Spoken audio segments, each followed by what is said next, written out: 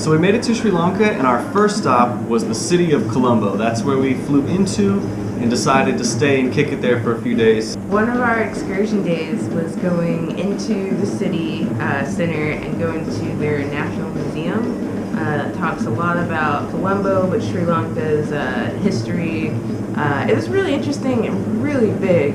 From the National Museum, we jumped on a tuk-tuk, or in a tuk-tuk, which are our favorite kinds of transportation. And we went over to the Seema Malaka, which is a Buddhist temple that's in the middle of the water, like it's set off of the shore.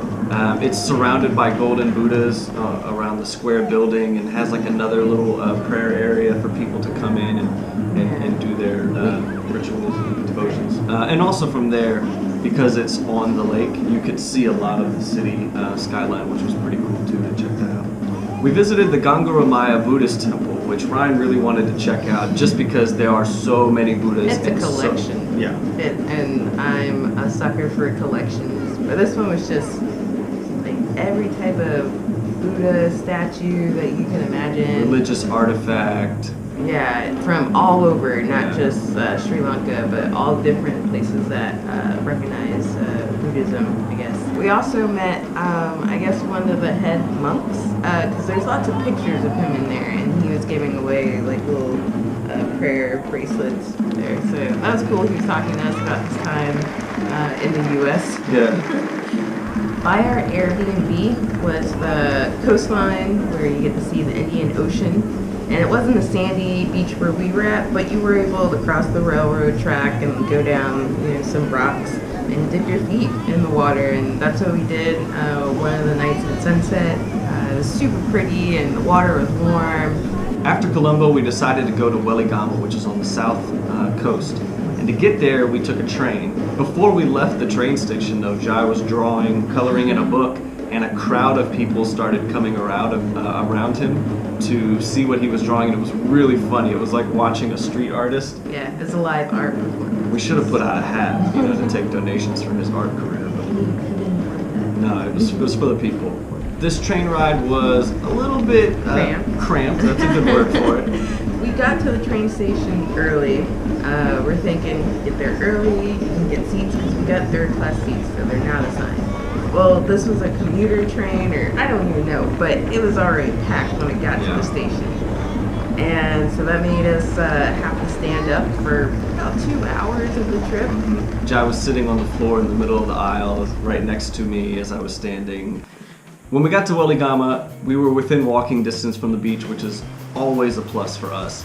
And our host took us down and showed us where to get surf lessons.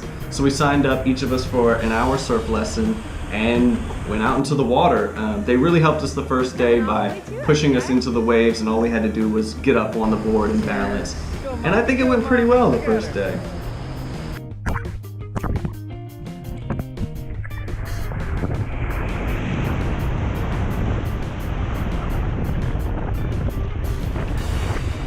Also that day, because we had to take lessons one at a time since we have Jai with us, one person would stay with Jai. So when I was done with my lesson, I went and rented another boogie board for Jai, and I started teaching him how to ride waves on the shore breakers, and he loved it. He looked like me as a little kid, and it was super awesome. And, for some reason, he's been afraid of really getting his face wet, even though he can swim.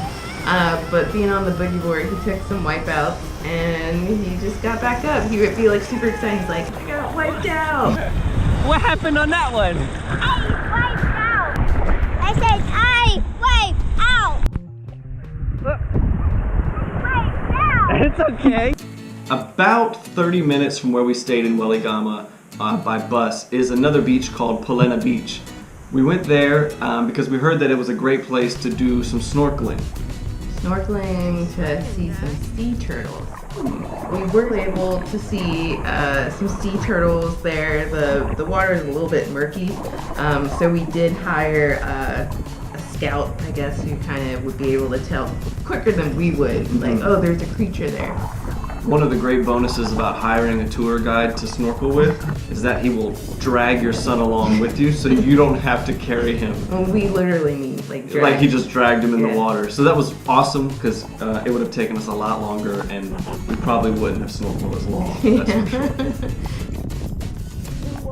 Probably the highlight, even though it was almost a short moment too of catching them, were our whale watching trip.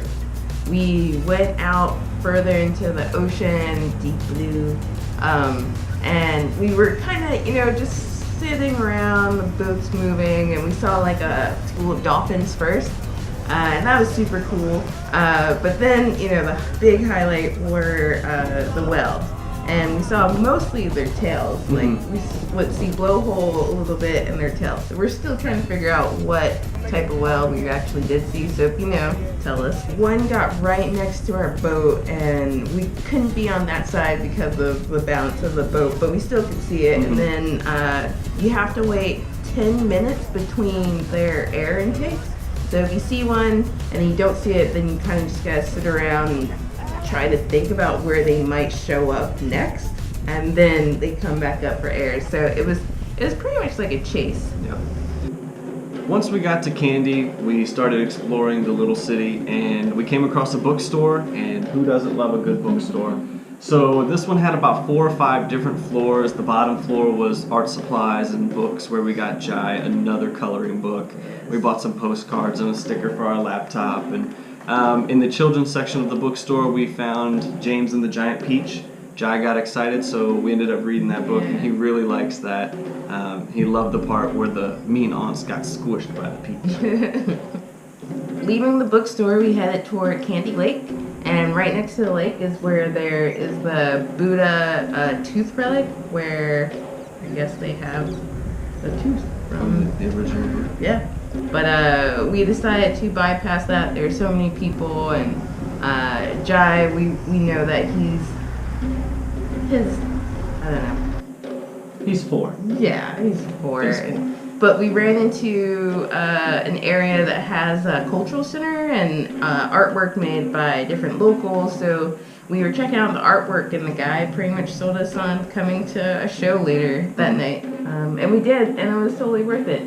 Fire breathers, and fire touchers, and dancers, and drummers. Yeah, people flipping, and just the music. It was cool. We enjoyed it. We were up at the top, but middle, so we got a very good showing of it.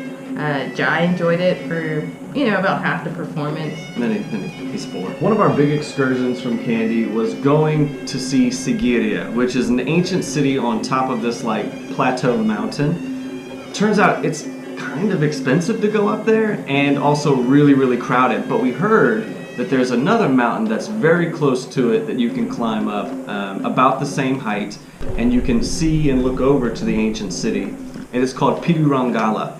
Once you get up pretty high, there is a reclining Buddha temple near the top, which is pretty cool to see.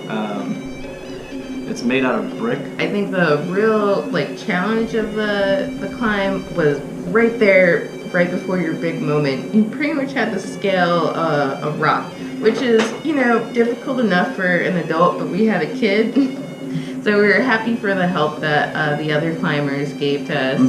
Thank you. Yeah. At the top, as people had said, you could see Sigiriya in the distance, and you could see the line of people climbing the stairs. Yes.